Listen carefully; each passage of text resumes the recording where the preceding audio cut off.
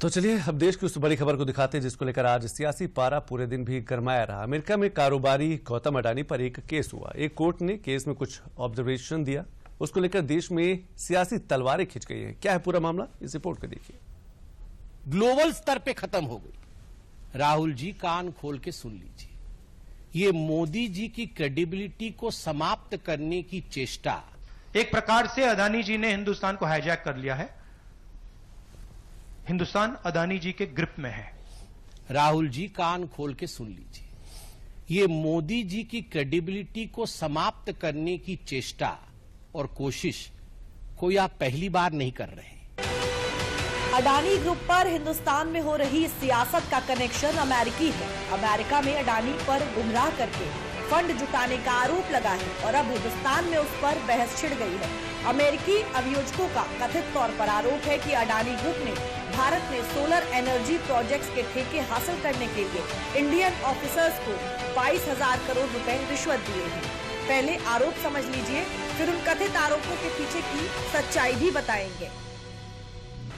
United states attorney office ने गौतम अडानी पर लगाया है कथित आरोप। अमेरिका में उद्योगपति गौतम अडानी समेत 8 लोगों पर अरबों रुपए की धोखाधड़ी के आरोप। अडानी पर भारत में सोलर एनर्जी से जुड़ा कॉन्ट्रैक्ट को लेकर आरोप लगे हैं। आरोप है कि अडानी ने भारतीय अधिकारियों को करीब 2200 करोड़ रुपए की रिश्वत दी है। ये पूरा मामला अडानी ग्रुप की company Adani green energy limited और एक अन्य फर्म से जुड़ा हुआ है। 24 अक्टूबर 2024 को न्यूयॉर्क की फेडरल कोर्ट में ये केस दर्ज हुआ था, लेकिन सियासत हिंदुस्तान में शुरू हो गई है। राहुल गांधी ने अमेरिका में गौतम अडानी पर लगे करप्शन के आरोपों पर प्रेस कॉन्फ्रेंस कर आरोप लगाया है। जब तक अडानी जी अरेस्ट नहीं होंगे तब तक क्रेडिबल बात नहीं बनेगी। तो शुरुआत वहां से है। अडानी जी को अरेस्ट कीजिए, उनका इंटेरोगेशन कीजिए और फिर जो भी इसमें इन्वॉल्व है पकड़िए।